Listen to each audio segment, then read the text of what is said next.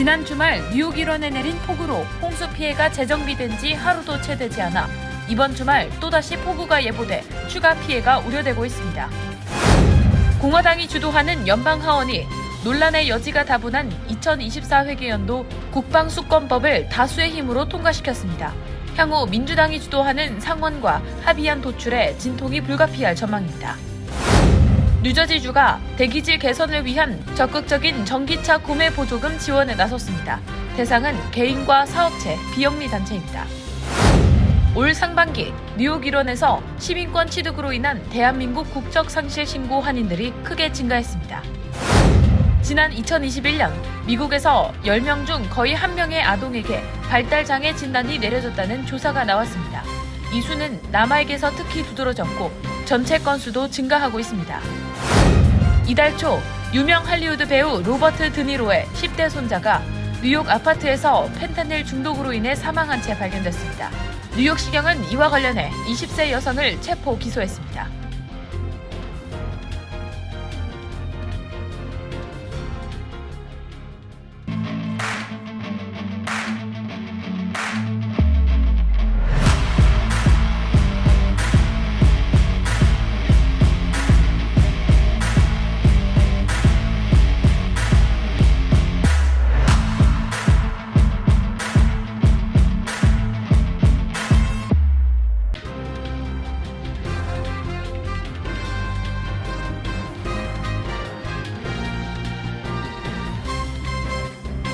여러분 안녕하십니까? KBTV 뉴스9 이창환입니다. 지난 주말 뉴욕을 중심으로 폭우가 쏟아져 내리며 도로와 주택 곳곳이 물에 잠기고 버스 및 열차 운행이 중단되는 등 피해가 잇따랐습니다. 하지만 이번 주말도 또다시 폭우가 예보돼 있어 추가적인 피해가 우려되는 상황입니다. 오늘의 첫 번째 소식 김은지 기자가 전해드립니다. 지난 주말 뉴욕주 허드슨강 지역을 중심으로 폭우가 쏟아져 홍수 피해가 잇따랐습니다. 주택과 도로 곳곳이 침수되고 대중교통이 마비됐을 뿐 아니라 정전과 단수가 이어졌습니다. 수많은 봉사자들이 피해 지역에 투입돼 잔해물과 침수로 인한 주택가 쓰레기 수거에 나섰으며 피해 도로 대부분이 재정비를 마치고 마침내 정상 운행을 시작했습니다. 하지만 이번 주말 더 많은 양의 비가 예보돼 있어 피해 지역 주민들이 긴장하고 있습니다.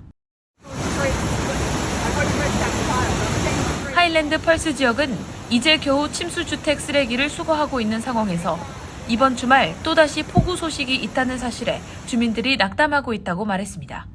식수를 구하기 힘든 주민들은 산을 넘어 구호센터에서 물과 구호 물품들을 수령해 가고 있는 실정입니다. 조 도노프리오 하일랜드 펄스 시장은 이번 주말 또다시 폭우가 예보돼 있어 겨우 재정비를 마친 도로 구간 및 주택가에 추가 피해를 입히지 않을지 우려된다며 인명피해를 막기 위해 최선의 노력을 기울이고 있다고 밝혔습니다. 미 국립기상청은 오는 토요일 저녁부터 트라이스테이트 지역을 중심으로 소나기와 천둥 번개를 동반한 폭우가 내릴 것으로 내다봤습니다. 이번 주말 낮 최고 기온 85도, 밤 최저 기온 75도를 나타내며 덥고 습한 날이 이어질 것으로 전망됐습니다. 폭우 예보 지역 주민들은 각별히 시설물 관리 및 추가 피해를 막을 수 있도록 대비하셔야겠습니다. KBTV 뉴스 김은지입니다. 공화당이 주도하는 연방하원이 오늘 2024 회계연도 미 국방 예산과 정책을 결정하는 국방수권 법안을 논란 속에 처리했습니다. 정당 간 의견이 상반되고 있는 낙태 지원 폐지 등의 수정안을 다수의 힘으로 통과시켜 향후 상하원 병합 심사 과정에 진통이 불가피할 전망입니다. 보도에 김은지 기자입니다. 오늘 미 하원은 8,860억 달러를 책정한 국방 수권 법안을 찬성 219표, 반대 210표로 가결했습니다. 여야 합의라는 오랜 관행을 깨버리고 다수당인 공화당은 논란의 여지가 다분한 군의 낙태 지원 폐지 등 수정안을 다수의 힘으로 통과시켜 처리했습니다. 대표적으로 원정 낙태 시술을 받는 군인에게 비용을 지원하는 국방부 정책이 폐지됐고 성전환자를 위한 특수치료나 다양성의 가치를 교육하는 프로그램에 정부 예산 사용을 금지하는 내용도 반영됐습니다. 아울러 동맹국이 중국이나 러시아에서 무기를 구매하지 않도록 설득하기 위한 방안을 보고하라는 내용도 포함됐습니다. 또 우크라이나에 대한 군사 지원과 중국을 비롯해 북한의 위협 등으로 안보 불안이 가증하고 있는 인도태평양 지역 억지 강화를 위해 정부 원안에서 6억 달러 증액한 97억 달러 지원을 명시했습니다. 국방 관련 예산을 결정하는 연례 법안인 국방수권법은 1961년 이래 상하원에서 각각 의결한 뒤 병합해서 단일안을 도출하는 방식으로 초당적으로 처리돼 왔으나 미 하원에선 이번에 오랜 관행을 저버렸다고 로이터 통신은 지적했습니다. 민주당이 다수당을 차지한 상원은 이달 내에 자체 예산안을 처리할 예정입니다. 그러나 상하원에서 법안 내용을 놓고 치열한 충돌이 불가피할 전망이라는 분석입니다. 국방 예산에 차질이 빚어지지 않기 위해서는 오는 9월 30일 이전에 합의안이 의회를 통과해야 합니다. KBTV 뉴스 김은지입니다.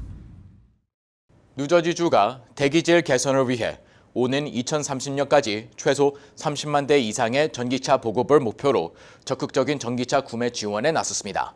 저가 전기차를 구매하는 개인과 사업체, 비영리 단체에 보조금을 지급하는 프로그램을 실시합니다. 보도에 전장 기자입니다. 필 머피 주지사는 전기차 보급을 확대하기 위해 4만 5천 달러 이하의 전기차를 구매하면 4천 달러, 4만 5천 1달러에서 5만 5천 달러 사이의 전기차를 구매하면 1,500달러의 보조금을 환급금 형식으로 지원하는 프로그램을 실시하겠다고 발표했습니다. 또 전기차 대량 보급을 위해 사업체와 비영리 단체를 대상으로 클린 플리트 프로그램이라는 이름으로 대량으로 전기차를 구매하면 차량의 크기와 종류에 따라 최대 $10,000까지 보조금을 지급하겠다고 밝혔습니다. 뉴저지주가 이처럼 적극적으로 전기차 구매를 지원하는 것은 대기의 질 개선을 위해 2030년까지 최소 30만 대 이상의 전기차 보급을 기대하고 있지만 실제로는 증가 속도가 느리기 때문입니다. 뉴저지주 공공유틸리티위원회 자료에 따르면 뉴저지주는 2022년 전기차 판매가 전체 차량 판매 대수의 8%를 차지했고 2022년 말 기준으로 총 9만 1,000여 대의 전기차가 주 전역에서 운행되고 있습니다. 이는 전체 차량의 100분의 1에 불과한 것입니다. 한편 뉴저지주는 전기차 사용을 편리하게 하기 위해 부동산 개발업자와 다세대 거주 부동산 소유주가 전기차 충전 시설을 설치할 경우 면세 혜택을 제공하는 방안도 추진하기로 했습니다. 전기차 보조금 관련 자세한 내용은 웹사이트에서 확인할 수 있습니다. 전기차 수요는 계속해서 증가할 것으로 예상되며 분석가들은 2023년 전기차 판매가 100만 대를 넘을 것으로 예측하고 있습니다. 연방정부는 오는 2030년까지 신차 판매의 50%가 전기차가 되도록 목표를 설정하고 있습니다. KBTV 뉴스 전상입니다. 뉴욕 일원에서 올 상반기 시민권 취득으로 인한 대한민국 국적 상실 신고 한인들이 크게 증가했습니다. 최근 한국 장기 방문 수요가 늘면서 국적 상실 신고가 필요해진 경우가 많아졌기 때문으로 분석됩니다. 뉴욕 초용사관의 전체적인 민원 업무 처리 건수도 팬데믹 이전 수준을 거의 회복했습니다. 전자 기자의 보도입니다. 주 뉴욕 총용사관이 집계 발표한 2023년도 상반기 민원 업무 실적 결산에 따르면 올 상반기에 처리된 국적 상실 건수는 1,074건으로 지난해 상반기 국적 상실에 비해 28.5% 증가했습니다. 이 같은 증가는 최근 팬데믹이 완화하면서 한국으로 장기 여행을 떠나는 한인들이 많아졌고 이 경우 사증을 발급받으려면 국적 상실을 신고해야 하기 때문입니다.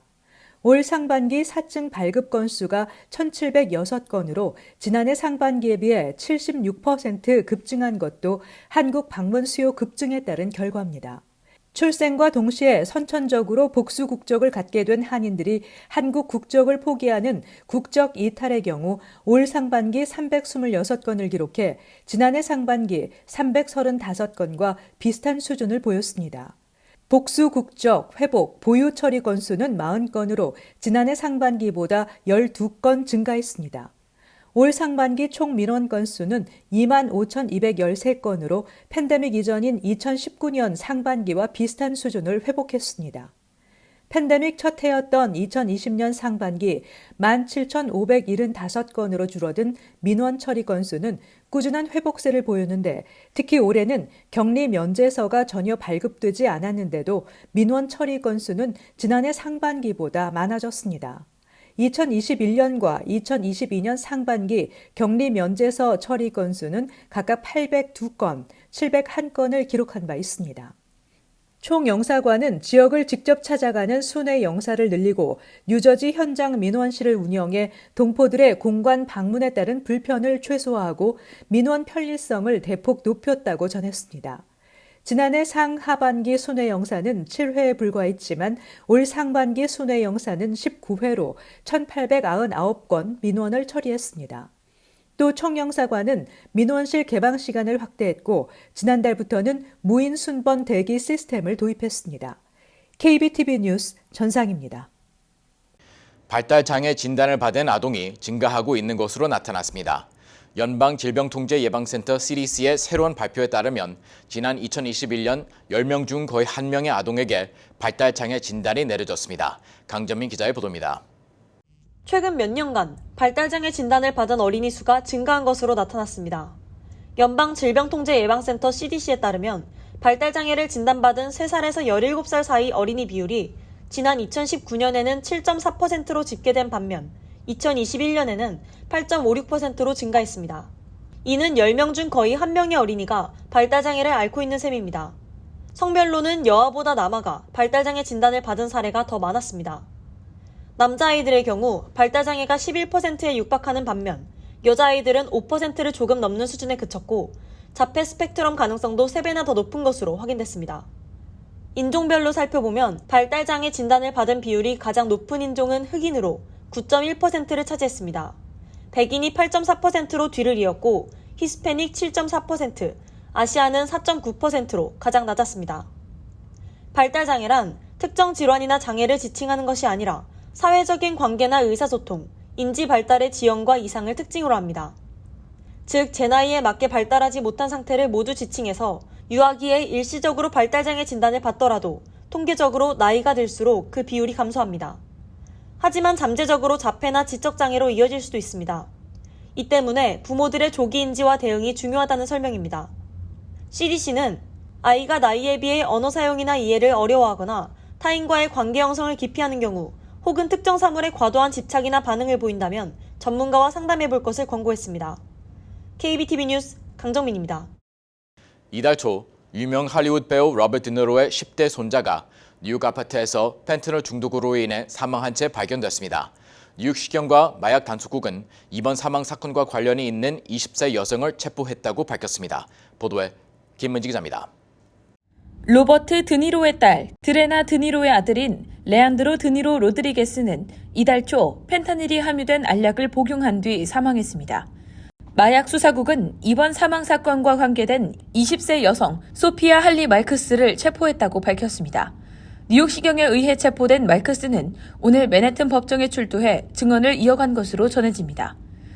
최근 특히 10대 청소년들의 펜타닐 복용이 우려되고 있으며 매년 수만 명이 펜타닐 복용으로 사망하는 상황에 이르자 펜타닐 원료 제조국인 중국에 비난의 화살이 돌아가며 미국과 중국의 갈등으로 번지고 있는 상황입니다. 질병통제예방센터 CDC에 따르면 2021년 펜타닐 관련 약물 과다 복용 사망자는 약 7만 명에 달합니다. 이 같은 사망 건수는 5년 전 대비 4배가 증가한 수치입니다. 특히 중국이 펜타닐 제조를 위한 원료 주 생산국으로 지목되며 니키 헤일리 전 유엔 주재 미국 대사도 최근 펜타닐 문제 심각성을 거론하며 중국과 정상 교역 관계 철회를 언급해 양국 간의 긴장감이 고조되기도 했습니다. 사법당국은 펜타닐 제조에 필요한 화학물질을 불법 유통한 혐의로 중국 기업 4곳과 중국인 8명을 기소했습니다. 이에 중국 측은 즉각 반발하며 중국을 겨냥한 함정수사라고 반박했습니다.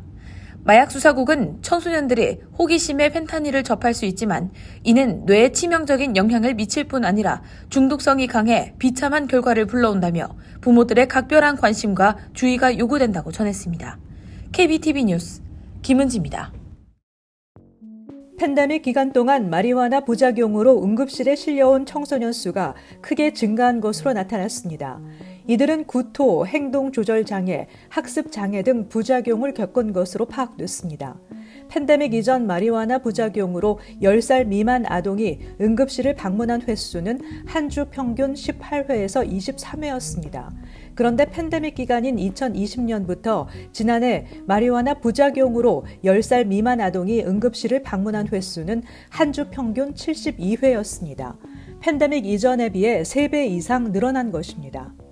마리화나 부작용으로 응급실에 입원한 11살에서 14살 사이 청소년 수도 함께 증가한 것으로 파악됐습니다.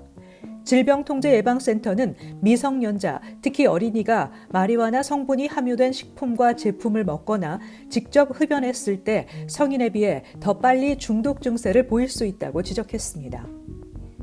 뉴저지주 팰리세이드 파크 시의회가 타운 행정관과 맺은 계약서 내용의 주요 부분을 개정했습니다.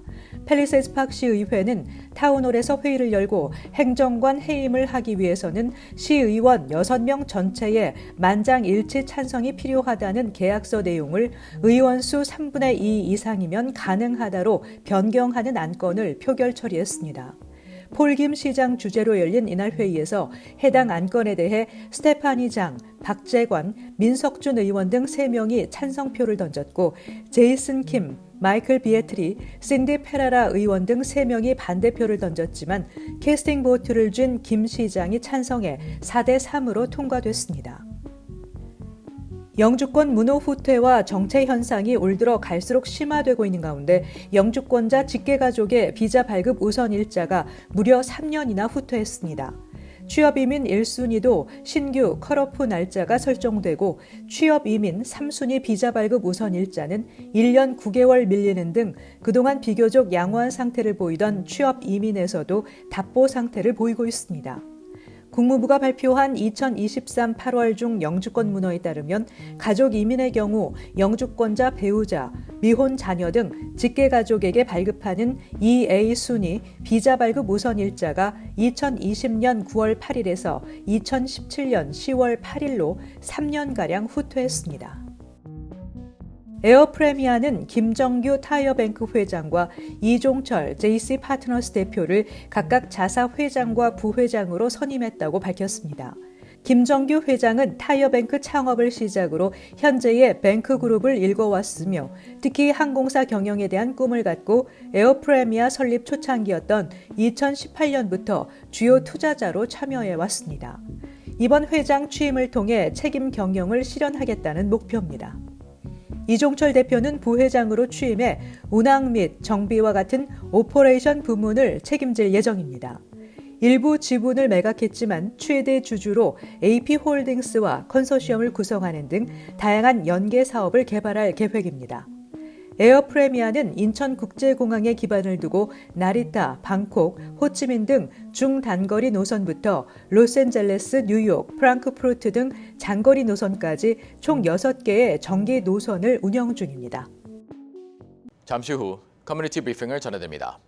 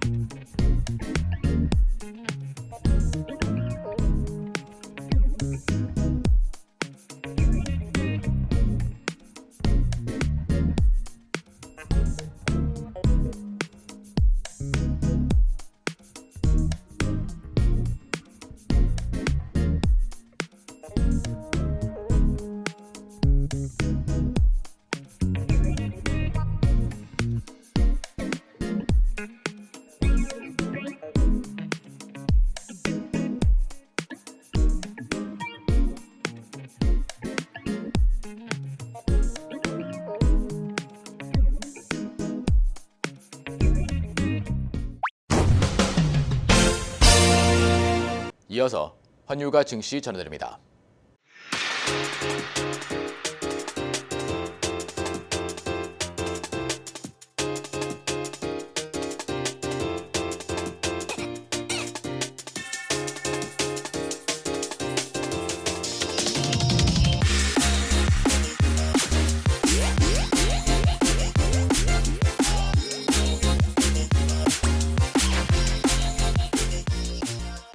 잠시 후 뉴욕과 뉴저지 날씨 전해드립니다.